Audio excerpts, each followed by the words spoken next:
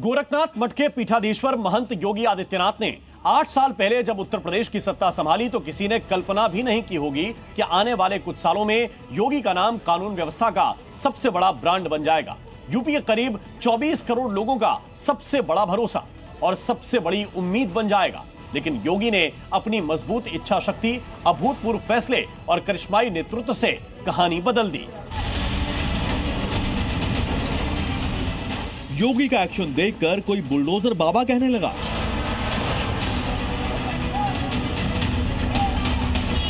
तो किसी के लिए योगी की पहचान बनी एनकाउंटर से कानून व्यवस्था चलाने वाले मुख्यमंत्री की।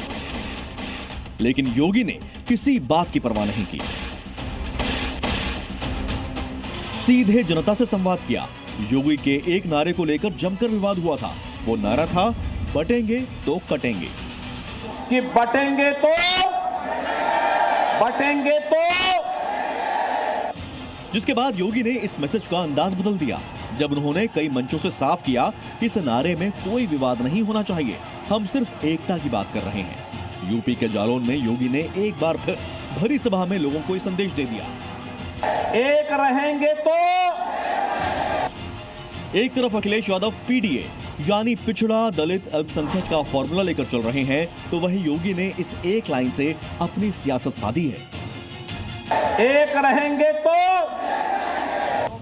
योगी ने इस नारे को न सिर्फ जातिवाद के खिलाफ सबसे बड़ा हथियार बनाया, बल्कि अपराध और अत्याचार की लड़ाई में एक रहने का संदेश देकर विरोधियों के समीकरण बिगाड़ दिए हैं। इस एकता की अपील के साथ जालौन से योगी ने फिर याद दिलाया कि ये सरकार दंगाइयों के सामने नाक नहीं रगड़ती है।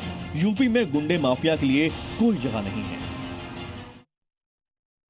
योगी ने सिर्फ गुंडे अपराधियों पर एक्शन ही नहीं लिया, उत्तर प्रदेश की 24 करोड़ जनता को सुरक्षा की गारंटी दी।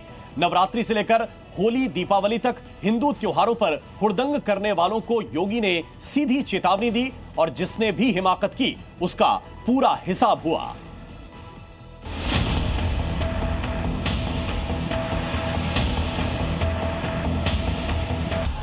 कानपुर से छिड़ा आई लव मोहम्मद का विवाद जब पूरे देश में पहुंचा तो कई जगह माहौल बिगाड़ने की साजिश रची गई।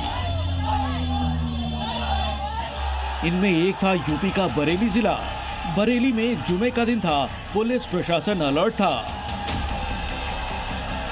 लेकिन इसके बाद मौलाना तौकीर रजा ने बिना इजाजत भीड़ जुटाई।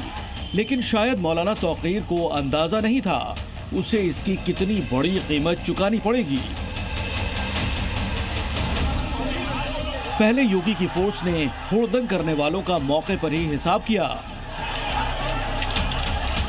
उसके बाद योगी ने सीधे और साफ शब्दों में बता दिया कि किसी भी गुंडे, अपराधी, उपद्रवी को यूपी में कोई गलतफहमी नहीं होनी चाहिए। आपने देखा होगा कल बरेली के अंदर वो मौलाना भूल गया कि शासन किसका है। वो ये मानता था धमकी देंगे और हम जबरदस्ती जाम कर देंगे। हमने कहा जाम नहीं होगा, कर्फ्यू भी नहीं लगेगा, लेकिन कर्फ्यू का सबक तुम्हें ऐसा सिखा देंगे कि तुम्हारी आने वाली पीढ़ी दंगा करना भूल जाएगी। हिंसा की साजिश पर आक्रोश ऐसा था कि योगी यहीं नहीं रुके। योगी ने एक लाइन में समझा दिया कि बुलडोजर ऐसे ही लोगों के लिए बनाया है जो बार बार समझाने पर भी नहीं मानते।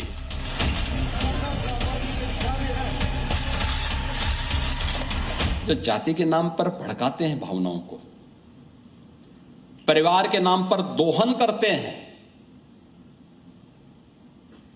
इन्हीं के लिए हम लोगों ने बुलडोजर बनाया था। बुलडोजर की याद दिलाने के बाद योगी ने साफ कहा कि हिंदू त्योहारों को निशाना बनाकर जानबूझकर माहौल खराब करने वालों की यूपी में खैर नहीं।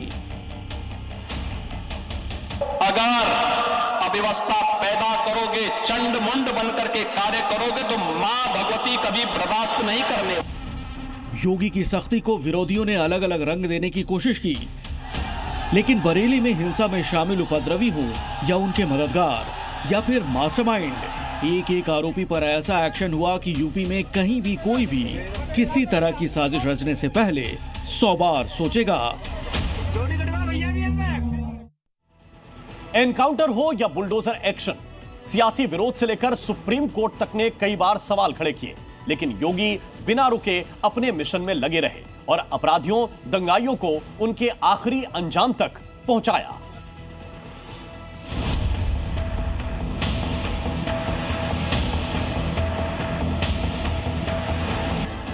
यूपी में प्रमुख विपक्षी दल के नेता अखिलेश यादव कहते हैं कि योगी जुल्म कर रहे हैं, जाति धर्म देखकर लोगों को टारगेट कर रहे हैं, पीडीए के लोगों पर अन्याय हो रहा है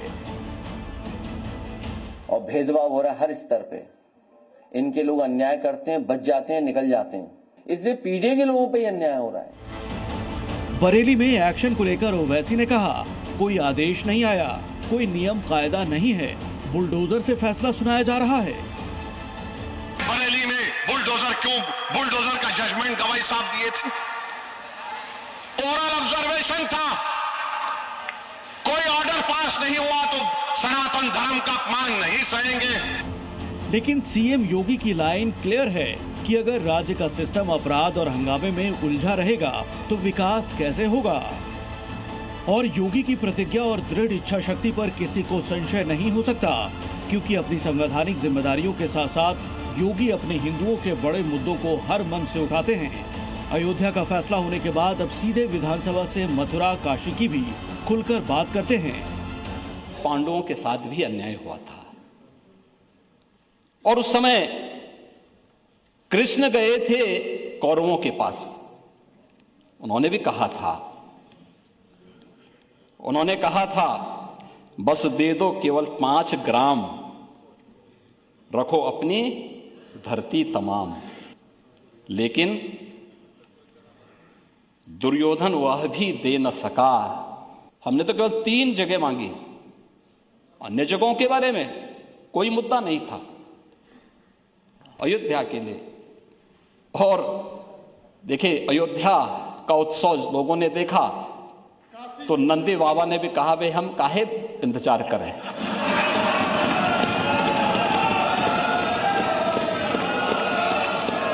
उन्होंने भी इंतजार किए बगैर रात्रि में बैरिकेड तोड़वा डाले और हमारे कृष्ण कन्हैया कहां मानने वाले हैं। जन भावनाओं के अनुरूप योगी की यही वाक्पटुता दिन ब दिन उनकी लोकप्रियता को बढ़ा रही है। योगी के अपराध मुक्त उत्तर प्रदेश की कहानी सिर्फ बयानों तक ही सीमित नहीं है। आंकड़े भी बताते हैं कि 8 साल में महंत योगी आदित्यनाथ ने उत्तर प्रदेश की तस्वीर बदल कर रख दी है।